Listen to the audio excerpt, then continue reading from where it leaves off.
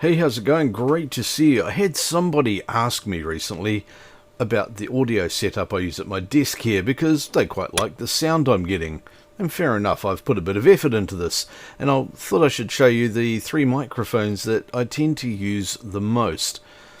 Here's the first one. This is a KD96 studio mic from LensGo. As you can see, it comes with a really good shock mount, and I get a really good full sound out of this one. The only downside to the KD96 is that it's not a directional microphone, which means it's picking up all the noise all around the room here.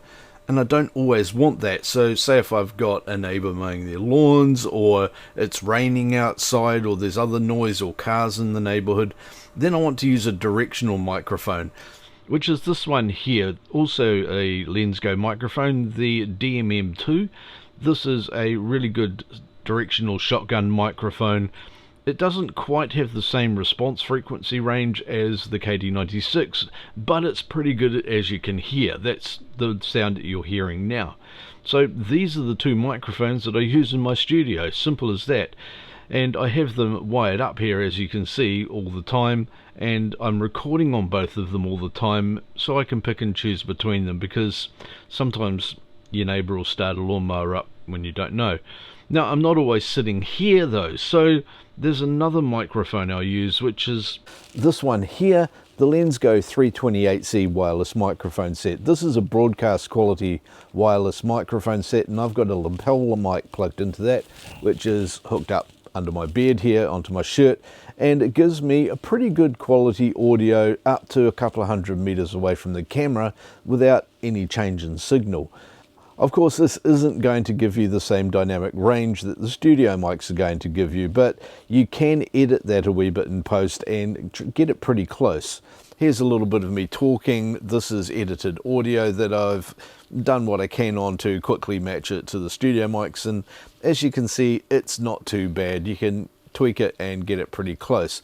The big advantage is this is just running on battery. It's great in the wind. You're not going to get much wind noise, especially when you've got a bed as a wind cut, and you don't need to stay in close proximity to the camera, so you can use this anywhere. Normally, of course, you're not holding it in your hand, you hook it onto your belt or something as well, so it's invisible. So there you are. These are the three microphones that I tend to use most of the time. Oh, there is one more, which of course is the microphone on my iPhone, because I do use that quite often, and well, that sounds a bit like this.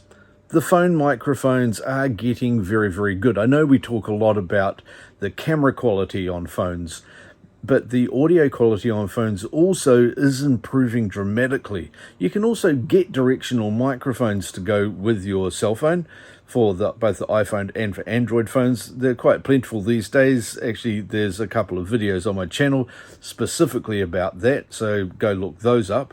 And if you've got any questions about the rest of this audio, then please do leave them in the comment section below. I do read those and I get back to as many as I can, and also I use those to feed video ideas just like this one. I should also point out that for recording audio, I use the A10 Mini Extreme ISO from Blackmagic.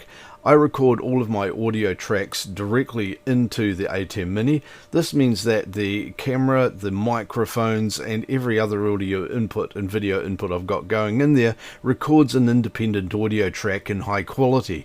This lets me manipulate the audio. I can choose which track I want to use and which sounds better.